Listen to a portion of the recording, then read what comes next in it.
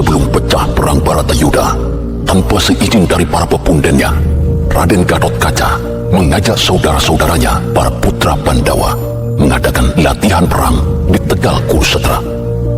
Hal ini tentu saja membuat gelisah para Kurawa. Mereka khawatir kalau latihan perang itu hanya alasan dalam rangka permulaan perang yang sebenarnya. Maka tidak mengherankan kalau Raja Hastina Prabu Duryudana sangat marah dan merasa terancam oleh latihan perang tersebut. Setelah berembuk, Patih Sangkuni mengusulkan agar yang diutus membubarkan para putra Pandawa itu adalah Raden Dursala, putra dari Raden Dursasana. Penunjukan itu atas dasar pertimbangan bahwa Dursala memiliki ajian yang sangat hebat. Sebuah ajian yang diterima dari gurunya bernama Begawan Dewangkara, pandita dari golongan raksasa yang tidak diketahui asal-usulnya.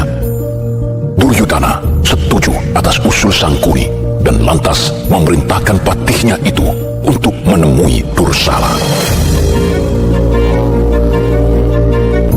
Putuku Ngger Dursala, yang kemari karena diutus uakmu, anak Prabu Duryudono.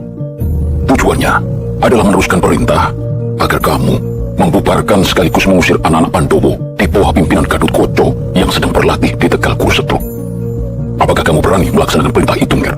Nuningge yang Patih, Dursala tentu saja berani. Menghadapi Gatotkaca dan saudara-saudaranya adalah urusan kecil bagi Dursala. Tapi kalau boleh, saya ingin sedikit bertanya, Yang. Silakan, Putuku Dursala. Kenapa perintahnya hanya untuk membubarkan dan mengusir saja, Yang? Bukannya langsung membunuh mereka di tempat itu juga sekalian? Perintah yang saya terima menjadi tanggung sekali rasanya. Sayang jika urat dan otot saya terlanjur mengeras, tapi hanya sekedar membuat mereka lari kengkeng saja, Yang. Ternyata tidak percuma yang datang kemari untuk menemui Mungger Putuku Dursala. Sebagai anak Raden Dursosana, kamu cukup cerdas dan mampu menangkap pesan, bukan hanya dari yang tersurat, tapi juga yang tersirat. Jika kamu ingin sekaligus membunuh mereka, tentu saja boleh, Nger. Eyang justru sangat senang kalau kamu berhasil melakukannya. Keberhasilanmu itu pasti bakal mendapat ganjaran sangat besar dari Prabu Duryudono. Separuh bumi Astino bisa saja dianugerahkan kepadamu, Nger. Ketahuilah, Nger, perintah Sang Prabu memang sengaja diperhalus agar tidak bocor ke pihak Pandowo. Tapi pelaksanaannya di lapangan akan seperti apa, kami semua menyerahkannya kepadamu. Demikian rupanya, Yang. Wah, senang sekali saya mendengarnya. Saya memang sudah lama cukup gemas pada Gatotkaca dan saudara-saudaranya. Perintah ini adalah kesempatan bagi saya untuk menguji ajian yang saya dapatkan dari guru saya, Begawan Dewangkara. Nah, jika sudah jelas semuanya bagimu, tidak usah berlama-lama lagi, Nger.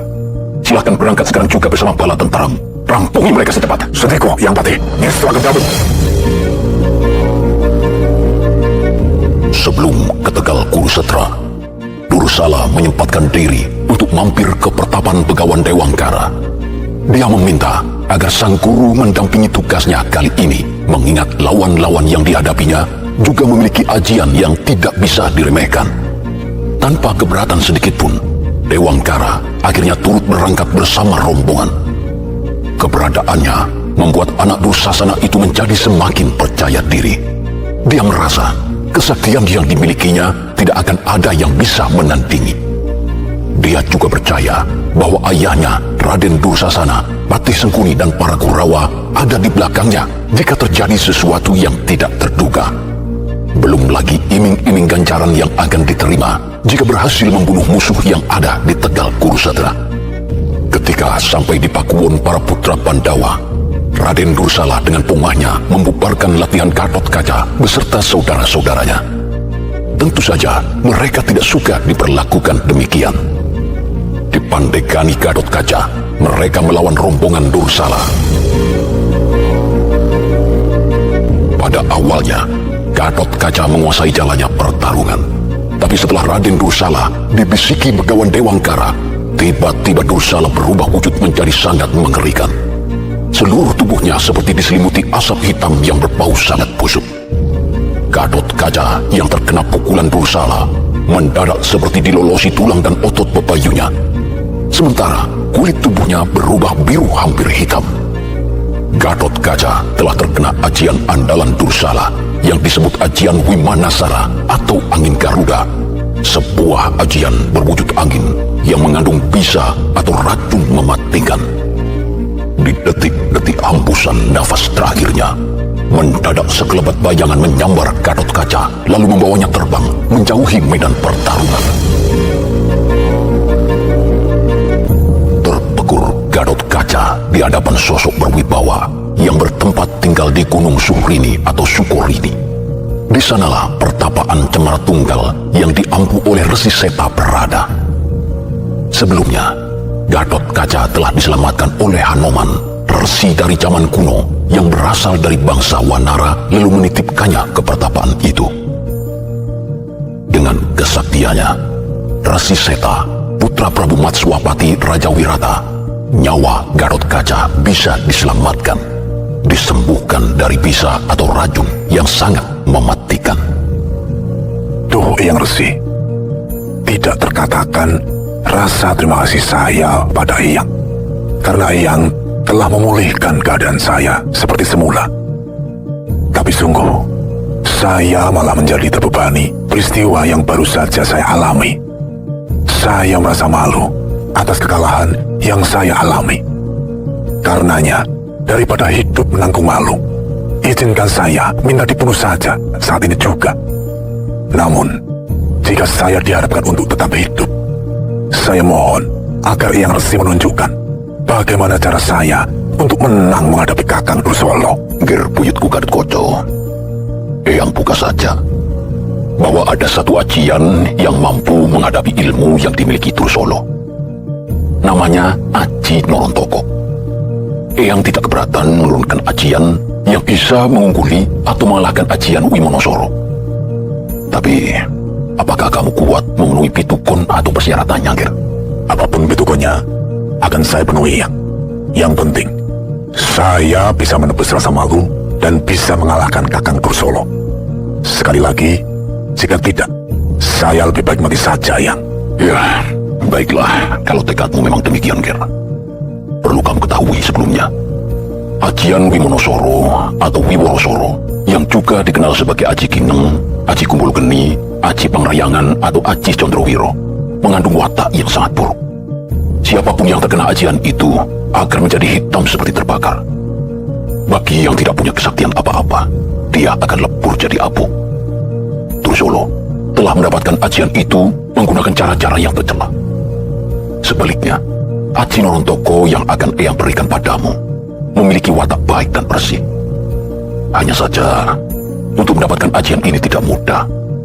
Kamu harus menjalankan Toko Broto tiada henti dan selalu berbakti pada Hyang Widi, mengasihi sesama, menjaga dan memelihara alam semesta. Aji Norontoko juga merupakan perlambang bahwa mereka yang akan berjaya adalah mereka yang memiliki kepasrahan jiwa. Mereka yang tulus berserah pada kehendak Maha Kuasa. Pemilik Aji Norontoko harus memiliki dasar jiwa kebersamaan yang utuh, tidak mau dan tidak mudah diadu domba, mencapai tataran manunggaling Roko, Roso, Nalar, dan Sukmo. Jika sudah mampu demikian, dia akan selalu mawas diri, mawas Roko, mawas Roso, mawas pikir, dan mawas Roso. Singkatnya, menyatunya lahir dan batin dalam laku lampa. Itulah inti kekuatan ajian Norontoko, Ger. Akan saya usahakan sekuat kemampuan saya untuk melakukan semua itu, Yang. Namun kalau boleh tahu, secara lelaku, apakah yang harus saya lakukan? Pantangkan untuk mendapatkan ilmu tersebut, Yang. Jika kamu memang benar-benar siap melaksanakan pitukon atau persyaratannya, maka ada 3 hal yang harus kamu perhatikan.